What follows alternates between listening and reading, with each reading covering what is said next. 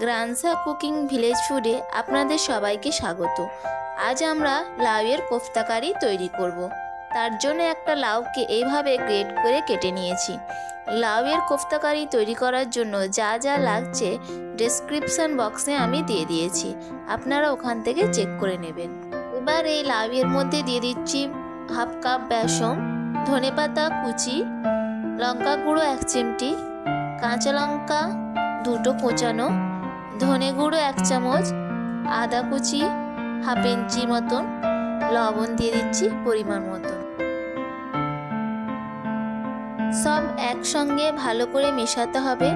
লাউয়ের মধ্যে যথেষ্ট পরিমাণে জল থাকে, জল দেবার প্রয়োজন নেই, একদমই জল দেবেন না।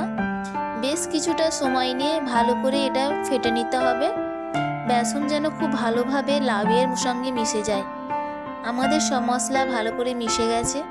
আমরা এটাকে 10 মিনিটের জন্য রেখে দেব, তাহলে এর কোফতা খুব ভালো তৈরি হবে। আমরা এবার কোফতা তৈরি করে নেব। এইভাবে একটু করে নেব, গোল করে গরম তেলের মধ্যে দিয়ে দেব। মিডিয়াম টু লো আঁচে এটা আমরা ভাজবো। হাই আঁচে ভাজলে বাইরে গোল্ডেন কালার হয়ে যাবে, ভেতরে কাঁচা রয়ে যাবে, তাই মিডিয়াম টু লো আঁচে ভাজবো।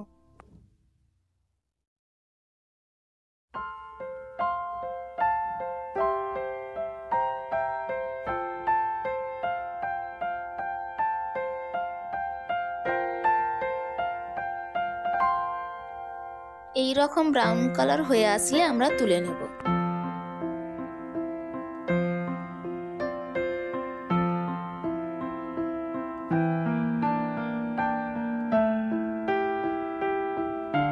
কোফতা আমাদের তৈরি হয়ে গেছে।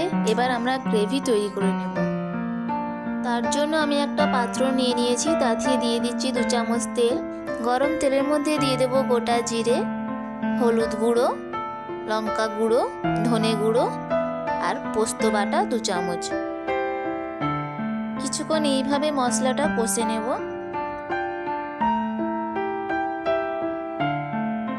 তিন মিনিট পর এতে আমরা টমেটো, আদা, কাঁচা লঙ্কার পেস্টটা দিয়ে দেব। এবার আমরা সব মশলা খুব ভালোভাবে কষে নেব। এই মশলা কষতে প্রায় 5 মিনিটের মতন সময় লাগবে। মশলা আমাদের কষা হয়ে গেছে। এবার এতে দিয়ে দিলাম প্রায় 1.5 কাপের মতন জল, লবণ দিয়ে দেব। 3 মিনিটের মতন এটা আমরা ফুটতে দেব। জলটা একটু বেশি দেব, কারণ কোফতাটা একটু জল টানবে। গ্রেভি তৈরি। এবার এতে লাউয়ের কোফতাগুলো দিয়ে দেব।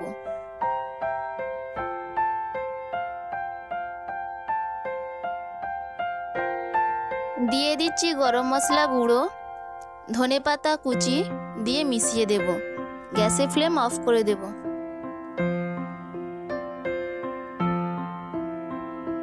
এইভাবে ঢাকা দিয়ে 5 মিনিট রেখে দেব, যাতে ভালোভাবে গ্রেভির রস মশলা কোফতার ভেতর পর্যন্ত চলে যায়।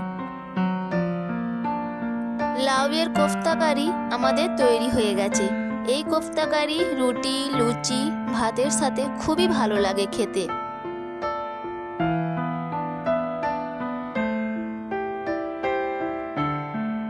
আবার দেখা হবে গ্রানসা কুকিং ভিলেজ ফুডে।